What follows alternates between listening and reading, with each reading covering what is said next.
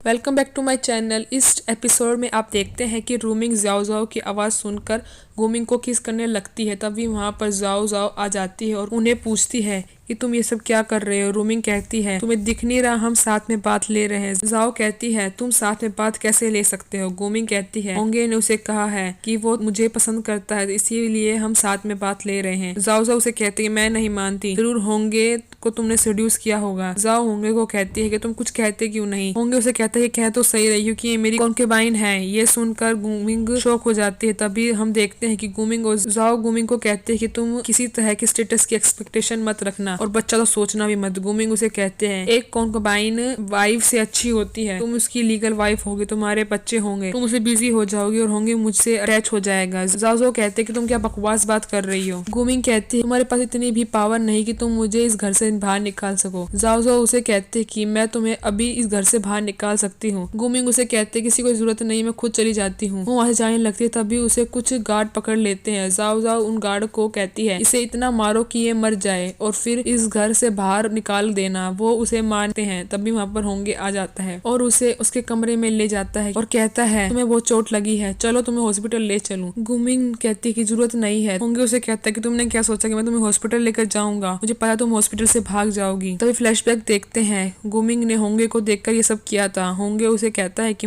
तुम्हें क्या लगता है तुम ऐसे भाग जाओगी। गुमिंग उसे कहती है कि तुम मुझे जाने क्यों नहीं दे रहे। होंगे उसे कहते हैं तुम मेरी मेड हो, तुम्हें मेरी परमिशन के बिना कहीं नहीं जा सकती। गुमिंग कहती है ठीक है मैं गिव अप करती हूँ, क्या फर्क पड़ता है कि मैं यहाँ कैसे रह रही हूँ, मेड बनकर या कॉन्केबाइन बनकर। ये सुनकर होंगे वहाँ चला जाता है। हम देखते हैं कि गुमिंग जा रही होती तभी एक आदमी गुमिंग को मुंह बंद कर उठा के रूम में ले जाता है और जबरदस्ती करने की कोशिश करे। तभी देखते हैं कि ज़ाओ ज़ाओ को जो उसके रूम के बाहर खड़ी थी वो लोग इकट्ठा कर रही होती है। होंगे का जूनियर वहाँ आता है। ज़ाओ ज़ाओ उसे पूछती है होंगे कहाँ है। वो उन्हें बताता है कि उन्होंने ही उसे भेजा है, वो किसी मीटिंग में है। वो उसे रूम में लेकर जाती है। ये लड़की यहाँ पर क्या कर रही है। तभी वो कंबल हटाकर देखती है गुमिंग के साथ होंगे होता है। ये देखकर ज़ाओ शॉक हो जाती है और कहती है होंगे तुम यहाँ क्या कर रहे हो। तभी हम फ्लैशबैक देखते हैं कि जब वो आदमी उसके साथ जबरदस्ती कर रहा होता है तभी वहाँ पर होंगे आ जाता है और उसे मार देता है। और होंगे रूमिंग उसे कहती है तुम्हें सब पता है, ये सब तुमने करवाया है। रूमिंग उस आदमी की लाश को बेड के नीचे डाल होंगे को बेड पर लेटाती है और उसके साइड में लेट जाती है और होंगे की शर्ट के 2 बटन ओपन कर देती है और आवाजें करने लगती है। तभी प्रेजेंट में आते हैं। होंगे उन सबको रूम से बाहर जाने को कहता है और खुद ही वहां से चला जाता है। इसके बाद ज़ाओ के बर्थडे का सीन दिखाया जाता है जहाँ उसके फादर ने पार्टी रखी होती है। ज़ाओ के फादर वहाँ आते हैं। ज़ाओ के फादर की नजर रूमिंग पर पड़ती है और वो सब बदतमीजी करने लगते हैं। तभी वहाँ पर एक लड़का आता है जो इस ड्रामे का सेकंड मेन लीड है और वो आकर कहता है कि ज़ाओ आपको ढूंढ रही है। ज़ाओ के फादर कहते हैं उसे थोड़ा वेट करने के लिए कहो। वो लड़का उसे कहता है कि कुछ शर्म करनी चाहिए, आपने अपनी बेटी के लिए पार्टी रखी है और आप यहाँ लड़के के साथ बदतमीजी कर रहे हैं। रूमिंग उसे थैंक यू बोलती है और उसका नाम पूछती है तो वो उसे बताता है कि उसका नाम जी चैन है। वो लड़का भी उससे उसका नाम पूछता है और वो उसको अपना नाम रूमिंग बताती है। ज़ाओ के फादर ज़ाओ को गन गिफ्ट करते हैं ताकि उसकी बेटी को कोई बुली ना कर सके और ज़ाओ रूमिंग पर पॉइंट करती है। रूमिंग डर जाती है और मन में सोचती है करना चाहती है। तभी हम देखते हैं कि रूमिंग के सर पर एक सेब रखा होता है। ज़ाओ उस पर निशाना लगाती है। होंगे उसे कहता है कि चलो मैं तुम्हें सिखाता हूँ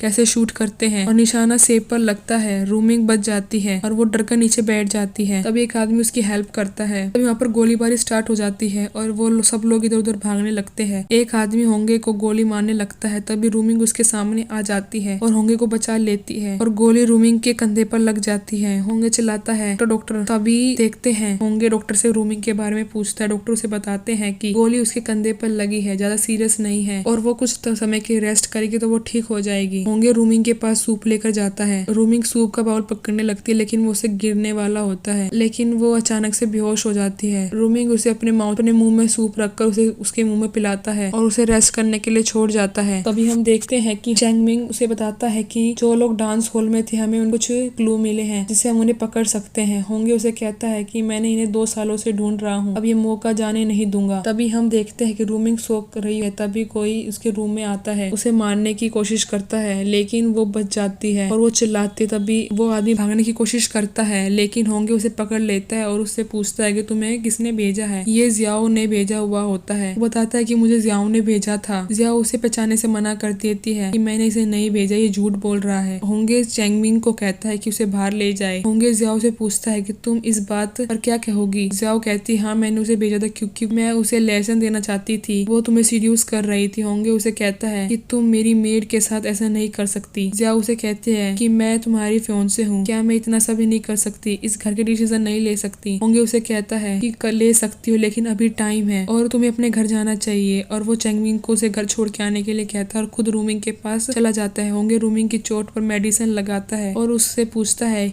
क्या तुम्हें दर्द हो रहा है। रूमिंग मना कर देती है। होंगे उस पर फूंक मारता है और ये एपिसोड यही खत्म होता है।